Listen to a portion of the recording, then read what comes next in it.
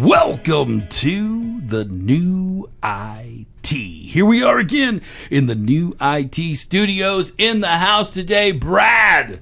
What's going on? What are we talking about today? What's happening in the world of IT, in the new world, in the world of whatever you in Brad's head? What's going on out there? I don't know if we want to go there because there's too much going on in here. There's too much in his But head. in terms of the show, I mean, I think we're actually gonna have a really good show today. So we brought on a guest. Excited. We're talking about right. airline stuff. Dude, who This knew? is legit, man. We've made it to the pinnacle of technology. Sure have. I mean, when we're hitting that airline, dude, we're right there. Yeah. What?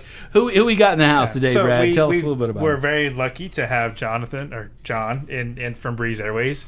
And yeah, I'm going to let him kind of introduce himself, and he can kind of tell us a little bit about him and what is so fascinating about the airline industry. Ooh, I think I'm fascinated already, Right. man. I'm totally Exactly. engaged. Yeah. Exactly. Well, thanks No for pressure, having me. though. No pressure. Yeah, so my name's John Richards. I'm the Director of Information Systems at Breeze Airways. We are a new airline in sort of the low-cost space.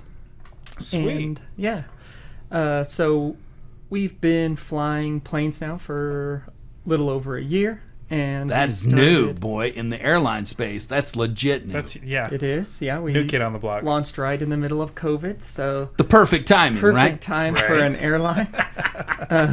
It was great. Yeah, and then we've been sort of building our technology out since 2019, November 2019. Okay, nice. Yeah. I gotta know. So how does that go? Technology. I mean, I would think that in the tech space, an airline has got a lot of craziness, but I don't know. Can you kind of give us what does an airline need in the space of technology? Do you have databases? I mean, I guess you would. You have to. I'm just curious. What does the tech look like in an airline? Yeah, so our technology is separated into two different categories. One would be the commercial product. So that's exactly what you Flying. Yeah. Well, no, booking your tickets. Booking, Exactly. okay. Customer Acquisition side of type of Yeah, sign exactly. up tickets. Exactly what you would think about when you think about airline technology. I book my flight. I pick seats. Yeah. So just your normal sort of booking flow to get a ticket. Okay. And that's the commercial side of the product. And then there's an operational side of the product. This is supporting the airplanes actually flying, maintenance, hours that are flown by pilots. That's things the like scary this. one. That's the one that really needs to be good. That's correct. Well, they both need to be Well, good, yeah. but that's correct. Yeah, but If if they don't have people miss planes- the flight, that's okay. But if the flight crashes, that's a big deal. Yeah, I mean, Well, I guess Yeah. it's a big. Yeah, no. yeah, no, Oh, the yeah. consequences on our operational side are real. If our operational tech doesn't work, we can ground planes, or planes are delayed, and the consequences are real, right? People don't make their flights, miss weddings, so the consequences are pretty.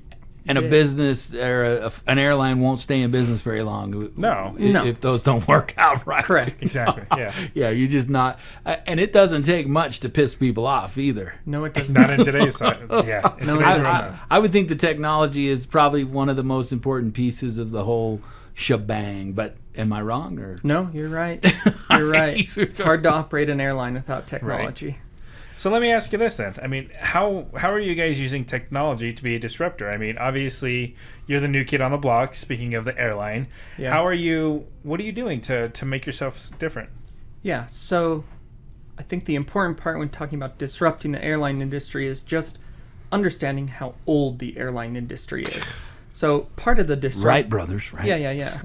So part of the disruption comes just showing up, Okay. right? Especially on the tech side. Because you're looking at... And that industry doesn't like that, does it? It doesn't like people showing up. No, they don't. They really don't like that.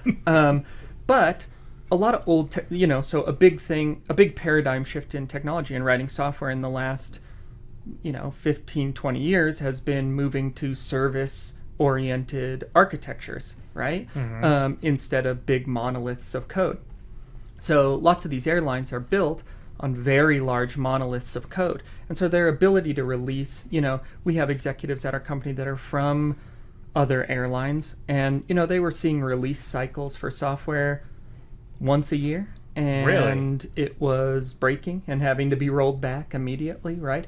So being able to introduce from the ground up like a service-oriented architecture into our technology planning makes it, I mean, there's really no reason we can't release software once a week for the lifetime of the airline. So, and essentially, I mean, that makes you more agile, you would think. So, I mean, 100%. it makes you don't have to worry about all the moving parts that, somebody that's been in the industry 40, 50 years, you don't have to worry about that. That's awesome. Yeah, and part of the disruption also came from, look, our executives put a lot of trust in us. So I was at Breeze before there was a single line of code, right? Oh, cool. And they could have done something like hired a CTO from another airline to come in and start the project. Would make sense. It would make sense. Yeah. But they really took a gamble on bringing in people to do the tech that weren't in the airline. And that's important because, and has brought us a long way, because in the airline industry, you don't have to follow the weird rules that are outdated. Well, there's so much status quo, and there was a real need for somebody to just, or people to constantly ask why. We do it this way, right? The technology in the airline industry works this way. And so we had to show up and just ask why about everything. Is that, I mean, as just a person, do you think that, hey, I want to feel safe. I want the airline to be using crap they've used for 40 years because that means I'm safer? Is there an argument to that no, that doesn't mean it's safer, that means actually maybe less safe? I'm just throwing it out there because I could think that we would say, well, that's the way they've been doing it. Planes still fly, they're in the air. I just have this, I know a lot of people, when we're talking about airplanes, I'm scared. I hate flying, man, because it freaks me out, and I do it all the time, but I still don't like it. Yeah, so when it comes to safety and what's actually going on the plane, that's all left up to, Airbus. Our planes, we have Embraer air jets, and we have technicians Airbus that deal with all that. Yeah, and that technology, that's separate. their job. And that's right? the way it's been done, and they do... Yeah, and we're not touching that. So if they want to innovate on the way technology, helps a plane land, that's not my business. And I don't want, to be honest, I don't want it to be my business. So Yeah. That would be That's very a whole stressful, different world. That's correct. Got it. All right. This is good. Now I get That it. makes sense. Now I get it. But as far as making things more efficient, making things be on time better, things like that, is that kind of your bread and butter? Is that So what the you guys things we do, it's important, a lot of those there's lots of legacy systems. When I talked about the status quo in the airline industry, there's tons of big legacy systems that need to talk to each other. Can you maybe give an example? Yeah, or something so like that? we have a system that is just in charge of maintenance for parts on airplanes. Okay. Right? We're not going to build that. That took like 15 years to build. It exists, right? It's meant for a reason. Yeah. It serves its purpose. Then there's another system, which is a system that tracks, the actual schedules, the actual flight paths, where the crews are on different airplanes, right? Those systems need to talk to each other. At some of these bigger airlines, there are people doing manual work, having them all talk to each other, wow. right? So we've come in on the operation side, and a lot of our job is writing automation and automating ton of these processes in order to, speed up the process. Speed up the process. So much more efficient. Yeah, speed up the process and allow for the information to be correct, right, all the time. Eliminate the human error from a lot of that. The other part of our job and some of the innovation that I think we're bringing to the table, especially in the low-cost carrier side, is another big third-party system that all these airlines a lot of these low-cost airlines usually use is a booking system. It's an API that's for bookings and reservations, right? Okay. So like your price lines or things like that, does it it's integrate actually with them, or is it the different? infrastructure behind booking a ticket, Okay. right? Paying for your ticket.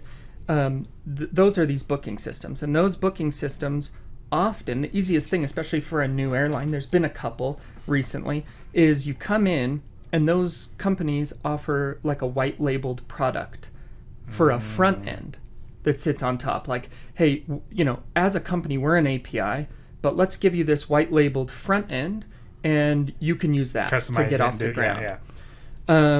And we came in and we looked at that white labeled product, and we realized if we want to sort of lead the way in technology, and we want to be where we want to, if we want to get to where we want to be in the next 5 years, we can't use it. We have to build it from scratch. We can't take these updates. Was this before a plane even got off the ground? Oh yeah, this was in November 2019. Wow. And you know, part of this, going back to this CTO idea, they could have brought in sort of a CTO from an airline. He probably would have said, "Yeah, don't let's Patch just it. do that. Throw Yeah. that up. He would have said, Don't buck it. Yeah, don't do that." And you know, you got to take risks. Innovation. Absolutely. And you have to. Innovation doesn't happen by being, complacent. Yeah, and some of the decision, to be honest, it's not. We weren't geniuses. We were actually. It was probably born. I mean, it certainly was born out of necessity and ignorance. I love it. You know, we took a risk. Some of the greatest things. Yeah, we took a risk out of ignorance, and we said, no, we're going to build it from the ground up, and we're going to start right now. And luckily, our launch was delayed a bit because of COVID, but we worked tirelessly, day and night, to build it up to be ready to sell flights on that first day. And it was interesting because, you know, a lot of other technologies, you get like beta users, some soft launching, but this was like, a year and a half of writing software, and then you press a button and it's on. Just like that. Just And, like and we that. all know how well that always goes when you press the button, usually. Yeah. Well, and it was astonishing because it worked very well. That doesn't Sweet. happen in the space. Yeah, that right there is an innovator and Anywhere. a disruptor right there in itself. Yeah, we had a great technology launch. So That is cool. That's exciting. So I want to kind of dive a little bit deeper into that. Tell me, I mean, how big is the team? I mean, Who takes care of it? I mean, what does that look like? Your tech base. Sure. So yeah, November 2019, we started with 3 of us. Right. oh wow, And we just started. going away. Sitting going down, for burying it. Yeah, and it was just engineers. I mean, we were just writing code, right?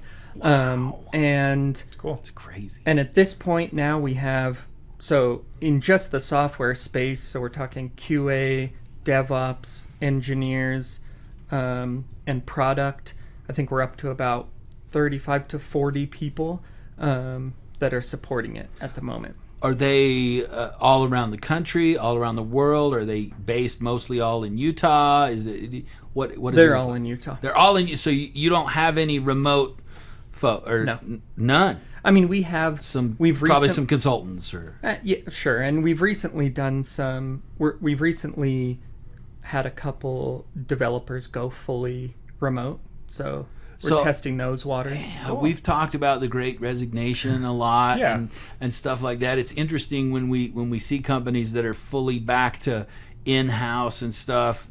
Was there a time when everybody was out? I mean, you were in the middle of COVID when you guys were putting this whole thing together. What did that look like? There was a time they wouldn't let us come into the office. Exactly. Right. Yeah. But we started out all in office until pretty recently, I'd say, and some of that had to do with, I mean, we were just whiteboarding 70% of our time, Constantly. right? Yeah. So and then we saw sort of the want or need for some flexibility in remote work, and we moved to like a hybrid system, going 2 days a week remote, and now. And so we're still looking into what that looks like for us. Yeah, you're still building it out. You're still, I mean, you guys are still figuring it out. So yes, cool. So how big is Breeze overall? I mean, like what's the employee count like? What's the culture like? Let's unpack that a little bit more. yeah. We love talking about the culture because in the space now in the IT world, it's everything. I mean, it's not just about the money anymore. Exactly. It's about how you're getting treated, and so we love hearing that. Sure. So it's hard to put a number on how many employees we have at the moment because we are scaling like crazy. Yeah, I mean, Yeah. I think we're upwards of 800 employees now total, and by the beginning of next year, we're supposed to be at like 1,200. So Wow. yeah, I mean, the company's going to grow. We have like 80 planes on order from Airbus that come in once a month. So Wow. Yeah, so that you'll get yeah, in. Yeah. How long?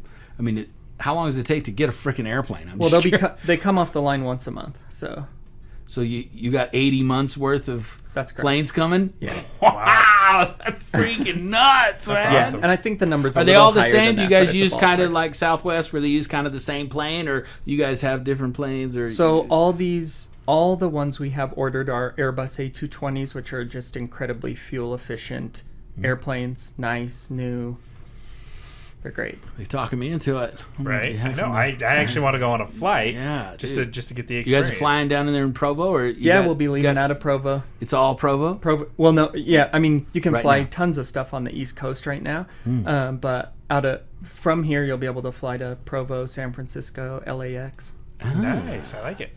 All right. So yeah, I mean, so man. let's dive into I'm this excited. culture a little bit more. I mean, Sure. help me understand. I mean, what is it? What's a day in a life like in your shoes, or maybe a software developer's? What does that look like?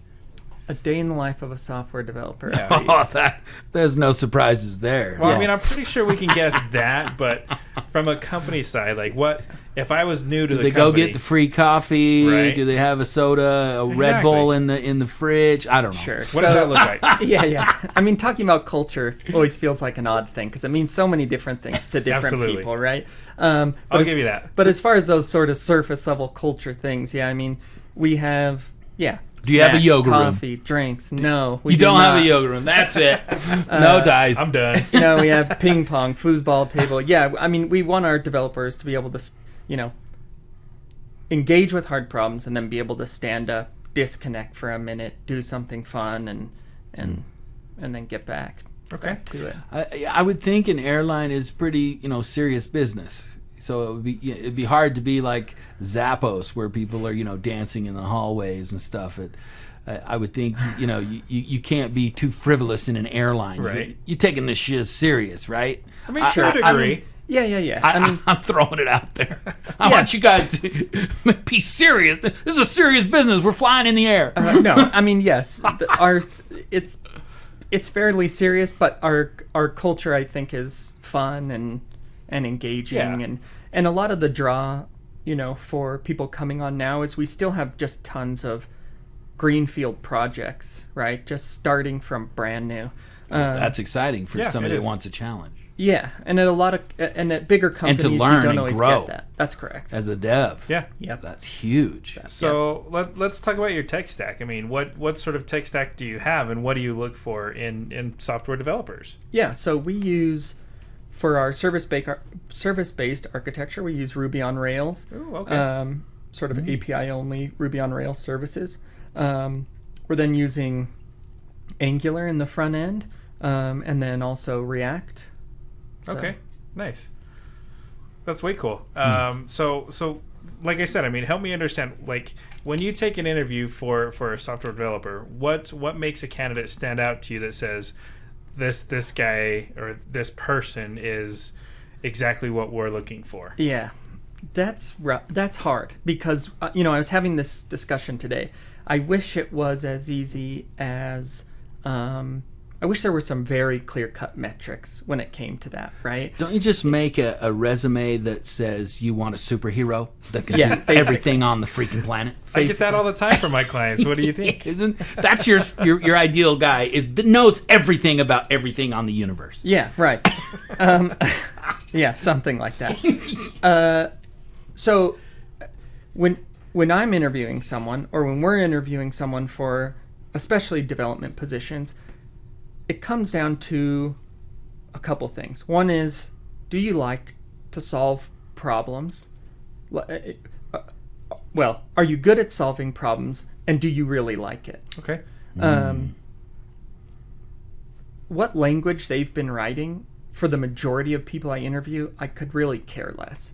We may hire like a senior Ruby engineer, a senior Angular engineer as a mentor, or someone to really dive into specifics, but the language someone's been using is inconsequential to me. Okay. It's more, like you said, it's more about the problem solving skills, making sure they have a good understanding of that, just and they like doing it rather than what code they've been in. Yeah, and Okay. and do they like doing it is just so important. I think people, there's been a push into the computer science space, right? Certainly. And a lot of it, especially in the Valley now, is driven by money. Oh, absolutely. But liking money and being okay at coding is not. You're not going to thrive. It's not going to serve you. Right. It's not. Computer science isn't for everyone. Yeah, I tell people if they're interested, I'm like, you have to think a certain way to be a really good dev. You have to almost have a brain that really enjoys that problem solving piece. Yeah. And if you're really not like that, just because you think that this is a good path to go down to make lots of money, I would rethink that. Yeah. And if you don't love it, you will burn out. It hardcore. will kill you. Oh, yes, it will bury burn out. you. I mean, it's not. It will feel very tedious and scary if you don't love it. In college, the little bit of programming I learned really quickly. That's not my thing. It's just not. Sure. My brain didn't work that way. It was brutal Yeah. to make the click go one way. I was just like, this is horrifying. So I have so much respect for folks that have that kind of brain. Sure. And when you do, I think the sky's the limits for you, because we all have had those devs where, man, this guy is gold. They are worth their weight in gold, because you give them something, they will figure out how to make it work because they love it. Correct. That you give them now that finding that how the hell do you find that person? Yeah, it's hard. It's hard, and you'll find because usually they're not super outgoing either. They're not, hey, look at me, how cool I am. No, usually they're the quiet ones. Yeah. That's just a badass. Yeah, and you'll find so many different opinions on how to interview for them, and should you have 9 interviews? Should you have 1 interview? Should you have Right. So what do you do? I'm specific. How do you do it?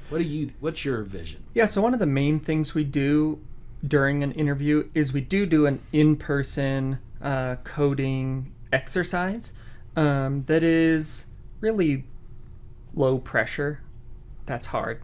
They all feel like high pressure. They're in an interview, but it's not focused on syntax. It's not focused on how well you know a language or anything like that. And it's not even really based on can you solve the problem. It has to do with interacting with us. Well, in interacting with us, how do you ask? Are you going to ask the right questions to us to clarify the problem? Yeah. Are you going to get help? Are we going to work together to solve the problem?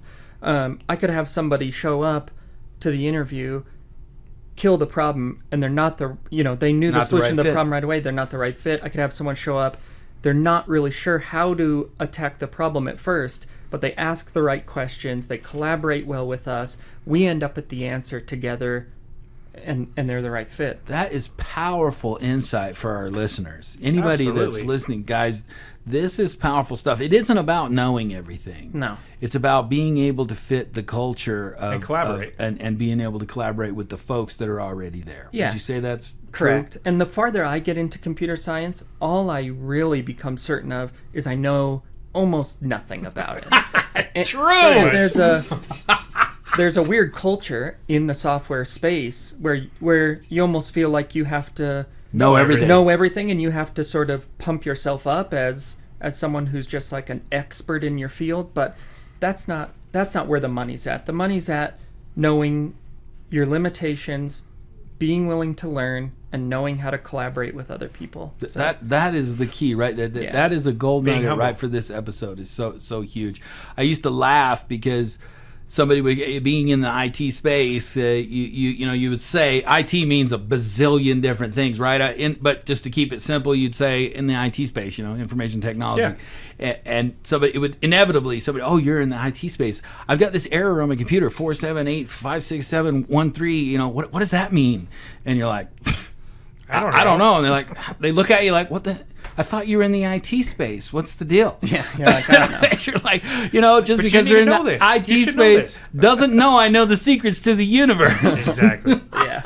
I think that is very powerful, a lesson for our listeners to understand that, hey, you want to find the right fit, and to do that is to just be yourself. Yeah. And do what it takes to show your who you are. I think. Yeah, exactly. And to realize the technology that you've been using or that you've learned you love it, but it's really not more special than any other technology. Boy, you know? it depends on who you talk to, though. Exactly, They all but have that's their opinions. Yeah, but that's But you're correct. right But on. at You're the right end on the money. They're nothing special. Yeah, so some of the some red if we're talking to people that go into interviews a lot of red flags in the IT space are hearing if a company tells you what stack they're using, and you have some negative opinion about that stack, or you think you should use some different stack. That's a big red flag. That is the last thing you should voice during an interview, because Yeah, that's cool, but man, my experience is that's complete crap to do. It's like- yeah, you might as well just leave. yeah, Pretty we much. could have written Breeze in 10 different languages, right? And they Oh, all absolutely. would have had their pros and cons, and it's a game of trade-offs. So, It really is. I Well, love that's that. the whole thing. Is I think personally, you hit that right on. Is it's not necessarily about the technology. It's about how you can problem solve and how you can find a solution to the problem at hand. It doesn't matter the language. It doesn't Yeah. matter about anything other than just getting the problem solved. Who cares what language it's written in? No, yeah. Wow, that is so important for us, all of us individually in the technology space, to absolutely. really comprehend and understand. I got a question. So how do you feel about the future of technology in your guys' space and what you're doing? Are you doing anything innovative now that you think in the future will be even cooler, better, magnificent, that you can talk about? Yeah, well, I think we've got some things in the works I can't necessarily talk about, but technology in the airline space, I think, just needs to modernize. And I think we've laid a foundation that will be able to get us there, right? I think that, we took some risk. So going back to risks, we took some risks that didn't pay off. Not a lot of them do. Early on, we made a gamble on the fact that maybe our guests would care more about the design aesthetic of our site rather than sort of the e-commerce focus of other sites, right? And people listening that are in the e-commerce So that it space looks cool, then that it doesn't Function simple properly. to use. Yeah. or know that it's easy to use and stuff, but some of the general e-commerce stuff that you learn, like having things above the fold, above the scroll, right? Not a lot of people scroll. We made a risk and a gamble on, well, maybe that's not true anymore. Maybe they'd want to interact with our site and they won't care. And after heat maps and things like that, we were wrong. They do care. They do care. Absolutely. And so it's important I guess my point is, some things that are traditional for a reason, right? Because of human nature. Because of human nature. So going back to your innovation point, I think there's a lot of innovation to be had on that booking process. How quickly you can do it, how at ease you can be with it. Airline Wi-Fi, there's a big space for innovation there. It's always been very, very, very slow. And there's a lot of space for much faster Wi-Fi and that's much easier to connect to and reliable. Yeah, so I don't even waste my time. yeah. At least I haven't traditionally. I will say this, and hopefully this doesn't offend you since it's your competitor, but I did have to pay for Wi-Fi on my latest flight back from San Diego, but I was able to watch a whole show up in the air. Well, I was actually watching live TV the whole time, and it's like, why are we not providing this more regular and charging people for it? It's something, from my perspective, fairly easy to do. Yeah. So I would assume that that's kind of the direction or the thinking that you have with Breeze, is providing more customer value. That's correct. And so when you had to buy that Wi-Fi, what was your experience going through that flow to buy it? For the most part, it was fairly simple. Because it connected to Apple Pay, so it was easy for me. But I could see how it could be very misconstrued or very clunky or very time consuming. Yeah. Did you have to log in to sort of like a portal to use the internet? No. No, I didn't. Well, I logged onto the Wi-Fi to begin with, and then when I logged onto the Wi-Fi, it asked me, do I want free or do I want to pay for it? Okay. Yeah. Yeah, so we're looking to make a really seamless experience on our airplanes. Nice. We're basically looking to create technology where if you've already bought Wi-Fi before your flight, you get on and your phone's already connected to the internet. Nice. That's cool. I like that. That's exciting. That makes me happy because then you don't have to worry about it. There's going to be a checkbox when you buy your ticket that says, "Do you want Wi-Fi?" Yeah. There's the checkbox. Yeah, and so Wow, that's cool. and some of the innovation in the space has to do with dealing with vendors that say, well, no one's ever used our technology quite like that, and we say, yeah, we know. I love these. I love these guys. We know, and we'd like to sort of push it. We'd like to push the limits a little bit. That's how things get changed. Yeah, and that's what we're trying to do. Love it. Oh, that is exciting. That's awesome. So one last question then. We this is the new IT, so we'd like to ask the question to you. What do you think about technology in general for the future? Is there anything that you are excited about seeing, not in your company, but just in general? What are you excited about that, hey, I see the future of this really, really exciting? Yeah, things could get weird here. I love it. I like this question because then we get to really find out where your head is. Yeah, so I'm very into sort of the ideas around transhumanism and sort of, the things that Elon Musk is doing with Neuralink and I think that holding we're full cyborg here. We're going all the way in 50 years. We're going to download our brain, like Ray Kurzweil says, into a another body. Yeah, I really don't think that the interface between humans and computers will be laptops and phones or anything like that in the future. So that's really the part of technology that I'm pretty excited about. Interesting. How long before that becomes not just talking craziness? Oh, I don't know. Who knows? Who knows? I mean, they 10 years? I mean, what do you think? I'm just curious. I love this stuff too because I'm a big Ray Kurzweil fan. 25 years? Yeah, I'm thinking 20. If you read the light engagement or the human engagement, whatever that Ray Kurzweil book is, he says the singularity is around 2025. Yeah, I don't know about that. I know. But he hit 2010 right on the money because he started talking about keyboards will be less and less, wireless will be, plugs and cables will start to go away, wireless electric. This was 2010 that he said that's what would be going on. Anyway, there was that recent guy, from Google. Did you see that engineer who... he was claiming basically to be a whistleblower that there was sort of a ghost in the machine, that their AI had come alive. Ooh. It didn't go over well in the tech community because AI I think is a lot dumber than most people think. So 100% agree with you. It is on that. Not. But it still needs to be programmed by the human to do what it's being asked to do. That's correct. It's not very smart. Yeah. Give it time. I love this discussion. We could have a whole show on absolutely. that. But thank you for being open to that because I love it. Any last questions, Brad? So what do you think? Tell us, how can people get a hold of you guys? How can they apply?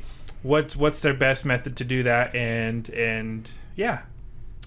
Yeah, so we have, gosh, I should probably have this handy right at this moment.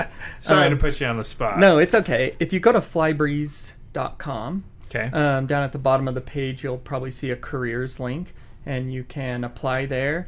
We're always looking for developers. We're always looking for interns. We're in need of QA resources, DevOps resources, product management, so... That's a really great place. That's really the first step there. Cool. You can always look me up too. John Richards on LinkedIn. Awesome. Breeze Airways. Love it. Hit me up and we will chat. This is exciting. I love it that you guys are being innovative and really, really thinking and changing up the space. We need that. We need more absolutely. of that. Especially in the airline industry. Like we talked about. They're what, 60, 70 years old? Yeah. It's time. Let's shake it up a little. Come on, people. There's stuff we can do. I love it. Thank you, man, for being on the show so much. It's been great. Good stuff, Brad. Awesome. It's been fun. It's been awesome. All right, folks, you know the drill. Thank you for listening to the new IT. Goodbye.